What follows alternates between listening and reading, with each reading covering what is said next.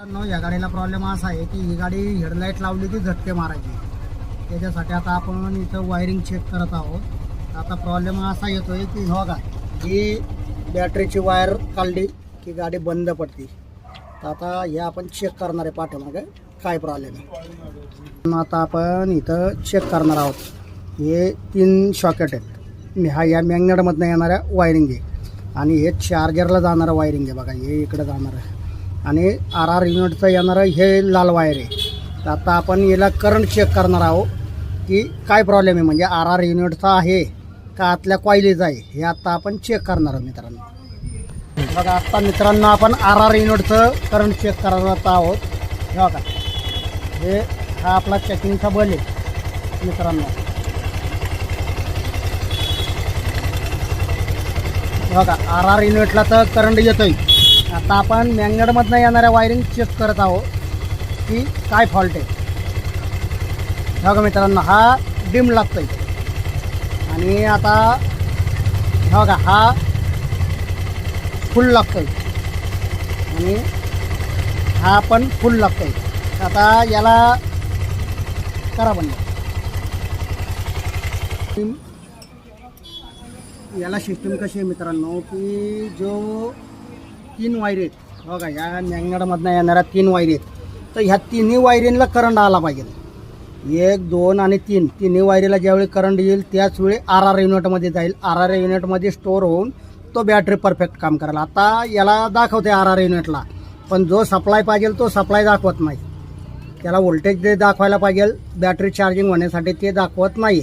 तर आता याची आतमधली स्टेटर प्लेट गेलेली आहे मॅग्नेटची कॉईल, ती आता बदली केल्यानंतर करंट ओके होईल.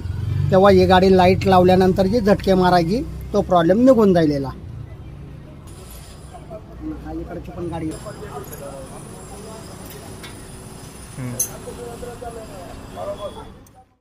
स्टेटर प्लेट खोललेली आहे. या गाडीचा लाईट लावल्यानंतर जी झटका मारायची बघा हे जे पोल दिसतात काही बघा त्यातला हा एक पोल जळाला आहे. म्हणून ह्या जे शॉकेट आहे ह्या एका शॉकेटला करंट येत नव्हता.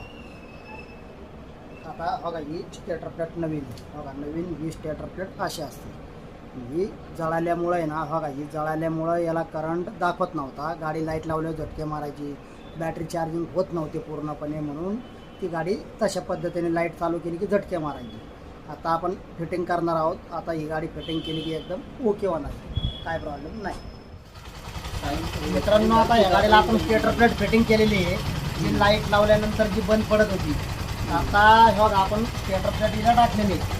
आता हे चेक करतोय. आता आपण हे बघा हे पहिलं शॉकेट, हे बघा ही लाईट, हे दुसरं शॉकेट आणि हे तिसरं शॉकेट. मग अशी एक शॉकेटमध्ये येण्याच्या डिम लागत होती बंद. तर बघा हा त्याचा रिझन आहे. आता हेडलाईट लावल्यानंतर पण गाडी ही बंद पडत नाही. आता आपण चेक करणार आहोत. बघा हार्जिंगला आत्ता हेडलाईट लावलेली आहे मित्रांनो आपण. बघा गाडी आत्ता बंद पडत नाही. बघा हे हार्जिंगला आपण थांबलेले हेडलाईट लावली की बंद पडायची. आता बघा हा त्याचा प्रॉब्लेम आहे. तर अशा पद्धतीने आत्ता आपण या गाडीचा प्रॉब्लेम सॉल्व केलेला आहे. आता हे काकांनाच विचारूया. काका थांबायचं. काका सांगा गाडीने काय कशा पद्धतीने त्रास दिला आहे काय. त्रास म्हणजे असे चालू करताना संध्याकाळची फुट लाईट लावली की एकदा भुरभुर भुरभुर करायची. असे 2-3 वेळा मला त्रास दिला नसा गाडीला. आणि आत्ता म्हणजे गाडी व्यवस्थित झाली. म्हणजे आता त्यांनी सॉल्ट कुठं होतं ते सॉल्ट केले. प्रॉब्लेम आत्ता आपण सॉल्व केलेला आहे. स्टेटर प्लेटमध्ये प्रॉब्लेम निघालेला आहे गाडीच्या. बॅटरीवाल्याकडे पाठवलं, बॅटरी ओके होती, सगळ्या गोष्टी बाकीच्या ओके होत्या. म्हणून आपण वायरिंग चेक केलं तर वायरिंगमध्ये स्टेटर प्लेटमध्ये आपल्याला प्रॉब्लेम हा सापडलेला. आता मग अशी आपण दाखवली ती स्टेटर प्लेट जळालेली नवीन आणि जुनी यातला बदल दाखवला आपण. ओके.